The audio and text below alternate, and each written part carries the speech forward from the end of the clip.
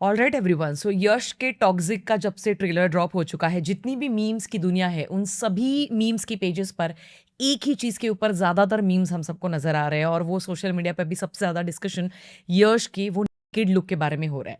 क्योंकि हम सब लोग जानते हैं कि इंटरनेट पे दो ही ऐसी चीजें हैं जो सबसे ज्यादा बेची जा सकती है, जिसके लिए सबसे ज्यादा व्यूज आता है। सबसे पहली चीज हेट, यानी कि नफरत किसी से भी हो, या फिर नेगेटिव कंटेंट। और दूसरी जो चीज है वो है सेक्स की बातें। ऑनेस्टली स्पीकिंग गाइस, जब मैंने कल के ट्रेलर में यश का वो लुक देखा था, मुझे सबसे पहले एनिमल की याद आई थी। क्योंकि उस वाले पिक्चर में भी वो जो रणबीर कपूर का लुक था वो भी अननेसेसरी था मेरे हिसाब से। आपकी राय अलग हो सकती है, बट फ्रैंकली स्पीकिंग मुझे भी वो कुछ ऐसा बहुत स्टोरी के लिए इम्पैक्टफुल है, या फिर अब उसकी वजह से स्टोरी को बहुत ही ज्यादा कुछ मदद हो गई, ऐसा कुछ नहीं था। बट हाँ, वो एक शॉक वैल्यू पैदा करने में जरूर मदद करता है जब हम एनिमल इस पिक्चर को देखते हैं। अब सिमिलर फॉर्मेट हमें यहाँ पर भी नजर आता है, और भी बहुत सारी चीजें हैं जिसके ऊपर आज के वीडियो में बात करेंगे। सबसे पहले आज का वीडियो मैं स्टोरी प्रेडिक्शन के ऊपर लेकर आई हूँ, क्योंकि मैं यूजुअली ना स्टोरी प्रेडिक्शन नहीं करती हूँ। क्योंकि कई बार आपको फिर वो ट्रेलर देखना पड़ता है, स्लो मो में देखना पड़ता है, बहुत सारी फ्रेम्स को डिकोड करना पड़ता है। उसके चक्कर में ना आपका एक्चुअल में फिल्म देखने का मजा थोड़ा सा किरकिरा हो जाता है एज अ सिनेफाइल। और इसीलिए हमारे चैनल पर आप कोई भी स्टोरी प्रेडिक्शन का वीडियो नहीं देखोगे। बट इस बार मैं ये इसलिए कर रही हूँ क्योंकि मैं जेन्युइनली चाहती हूँ कि दो चीजें इस फिल्म में 100% हो, तभी ये फिल्म अच्छा खासा रिस्पेक्ट कमा पाएगी हम सभी के दिल में। अदरवाइज ये बस एक टिपिकल मास मसाला साउथ की पिक्चर साबित हो जाएगी, जो मासेस की वजह से या फिर जो फैंस की वजह से शायद पैसा कमा भी ले, बट सिनेफाइल्स की नजरों में इज्जत ना कमा पाए। इसी के बारे में आज के वीडियो में बात करते हैं। अब सबसे पहले चीज, सर्कस, ये जो एक प्रीमाइस है, इसके ऊपर बॉलीवुड में कई सारी पिक्चरें ऑलरेडी बनी है।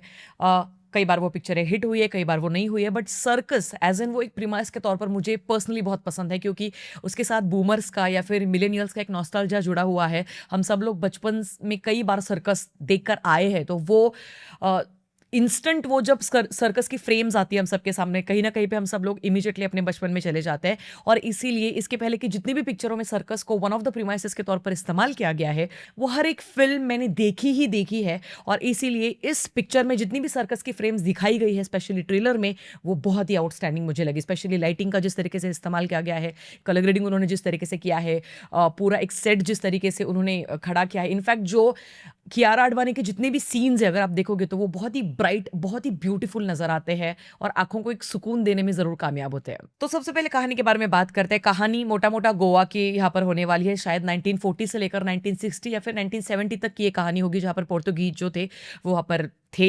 बहुत सारे छोटे छोटे छोटे छोटे गैंग्स भी थे, जिनके इन बिटवीन बहुत सारे वॉर्स चलते रहते थे, फाइट्स चलती रहती थी। इन्हीं के बीच जो राया है, वो बचपन में कुछ तो ह्यूमन ट्रैफिकिंग में शायद वो फंस जाता है, विक्टिम हो जाता है। और फिर वहाँ पे हमें संजीदा शेख नजर आती है पैसे लेते हुए, ट्रेलर में हम सब लोग देख सकते हैं। फिर राया को एक्चुअली ह्यूमन ट्रैफिकिंग से बचाती हुई हमें नयनतारा नजर आती है, जो शायद उसकी सगी बहन हो सकती है, या तो मुंह बोली बहन हो सकती है, या तो जस्ट कोई फ्रेंड हो सकती है, आई डोंट नो। अभी कुछ नहीं बताया जा सकता है। तो वो उसको बचाती है। फिर राया जो है वो जब बड़ा हो जाता है, तब तक बहुत सारी अलग अलग ट्रेनिंग्स वो लेता है। नयनतारा का ये सपना है कि उसी ने बस गोवा के ऊपर राज करना चाहिए, या फिर पर्टिकुलर उस सिटी के ऊपर राज करना चाहिए। और ये इच्छा वो जो है वो ट्रेलर में भी हम सबके सामने बोलती हुई नजर आती है। फिर राया जो है वो काफी बड़ा एक गुंडा बन जाता है, जिसकी अपनी एक बहुत बड़ी गैंग है। आए दिन कुछ ना कुछ अटैक्स होते रहते हैं, आए दिन कहीं ना कहीं पे फाइट्स होती रहती है। इन सभी के बीच वो तारा सुतारिया से मिलता है। दोनों के बीच वन नाइट स्टैंड जैसा कुछ हो जाता है, क्योंकि ये पहले से ही बच्चलन टाइप का बंदा है राया। इसके कुछ एथिक्स मोरल्स है नहीं जिंदगी में, है ना। वन वुमन मैन वाला ये बंदा है नहीं।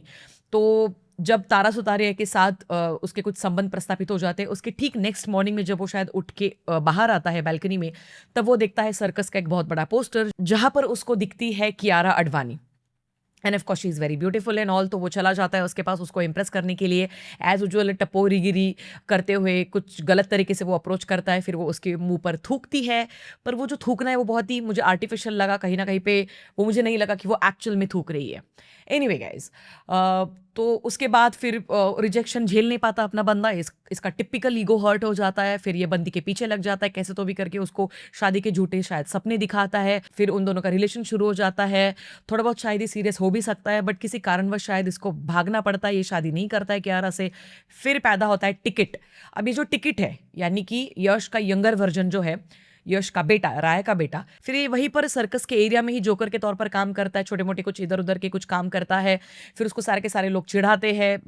के तौर पर। तो उसके दिल में जैसे जैसे वो बड़ा होता जा रहा है वैसे वैसे नफरत पैदा हो रही है अपने बाप के प्रति, यानी कि राया के प्रति। फिर उसको शायद कहीं पे भेजा जाता है क्योंकि हम एक अलग ही जोन में उसको देखते हैं। जो ट्रेलर में उसका जो विदाउट बियर्ड वाला जो लुक है वहां पर बहुत सारे कुछ और भी, शायद एक तो वो मुझे लगता है गैंगस्टर्स की टोली हो सकती है या फिर कुछ ऐसी कम्युनिटी हो सकती है जो शायद वापस रेबल्स की तरह कुछ ऐसा मुझे वो नजर आ रहा है, जहां पर वो फाइट करता है उन सारे लोगों के बीच। एंड देन वो हीरो बन जाता है, फिर वो अपने बाप को ढूंढता हुआ वापस आ जाता है। फिल्म की कहानी के बीच बहुत सारी कई फीमेल एक्ट्रेसेस हमें नजर आती है, जहाँ पर हुमा कुरैशी शायद दूसरे गैंगस्टर्स के टीम के साथ जुड़ी हुई होगी, जो भी शायद राय को पसंद करती है, फिर राय उसको पसंद करता है, वी डोंट नो। फिलहाल के लिए उसका कुछ इक्वेशन मुझे कुछ क्लियर नहीं समझ में आया ट्रेलर से।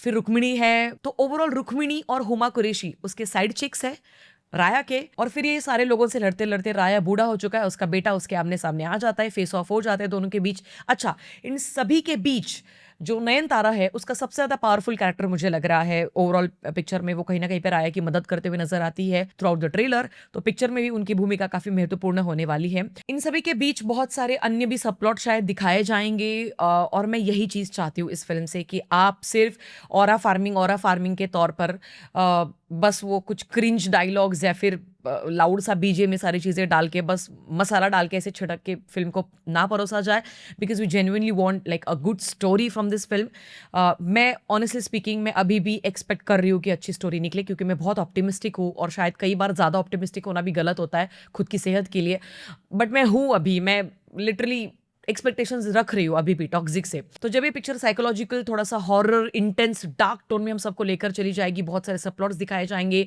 स्टोरी में काफी दम होगा, तो शायद ही अच्छी खासी रिस्पेक्ट हम सबके नजरों में जरूर कमा पाएगी। तो ये तो मेरी एक पहली एक्सपेक्टेशन हो गई। दूसरी एक्सपेक्टेशन ये है कि इसमें जितने भी lead characters, female lead characters दिखाए गए हैं, वो जेन्युइनली कुछ वैल्यू होल्ड करे फिल्म में, उनके जेन्युइनली कुछ कैरेक्टर आर्क्स हो, डेप्थ हो, जहाँ पर उनकी भी कुछ बैक स्टोरी चल रही है, उनके भी इमोशंस के लिए बहुत ज़्यादा वैल्यू दी गई हो, ना कि वो बस एक सेक्स उसकी मशीन के तौर पर प्रेजेंट किए जाए। क्योंकि गीतू मोहनदास एक फीमेल ऑलरेडी, मतलब इसके पीछे एक महिला है जो डायरेक्टर है, तो मैं जेन्युइनली एक्सपेक्ट कर रही हूँ कि एक महिला की तरफ से किसी दूसरी महिला को सिर्फ और सिर्फ एक सेक्स उसकी मशीन के तौर पर ना दिखाया जाए, एक प्रॉप की तरह ना दिखाया जाए।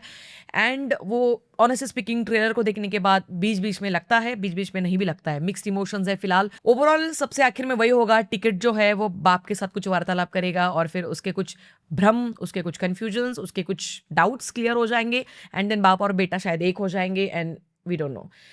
अब इन सभी के बीच और भी बहुत सारे स्पेकुलेशन शायद लगाए जा सकते हैं, शायद आपके भी कुछ अलग प्रेडिक्शंस जरूर हो सकते हैं, आप कमेंट सेक्शन में जरूर मुझे बता सकते हैं। ओवरऑल ये मेरा प्रेडिक्शन है। ऑब्वियसली फिल्म जब देखेंगे तो एक्चुअल में स्टोरी हम सबको पता चलेगी, एंड तब हम सब लोग डेफिनेटली और ज़्यादा अच्छे तरीके से बात कर पाएंगे। बट ओवरऑल अगर आप मुझसे पूछो तो अभी भी मैं कुछ 50-50 जोन में हूँ इस पिक्चर के साथ। अब 26 अगस्त की तारीख ही बता पाएगी कि टॉक्सिक एक्चुअल में कितने पानी में है। बाकी श्रद्धा कपूर की जो ईठा फिल्म है, उनके मेकर्स ने अच्छा डिसीजन लेते हुए फिल्म का क्लैश एक्चुअली टाल दिया है, एक अच्छी बात है, क्योंकि मैं जेन्युइनली चाहती हूँ कि अगर कोई पिक्चर अच्छी है तो उसका नुकसान ना हो किसी और की वजह से, किसी का भी नुकसान ना हो। ये था मेरा ओवरऑल प्रेडिक्शन टॉक्सिक के ट्रेलर के बारे में। आपकी क्या राय है आप मुझे कमेंट सेक्शन में जरूर बता सकते हैं, एंड मिलेंगे अगले वीडियो में, तब तक के लिए ख्याल रखिएगा। Peace out.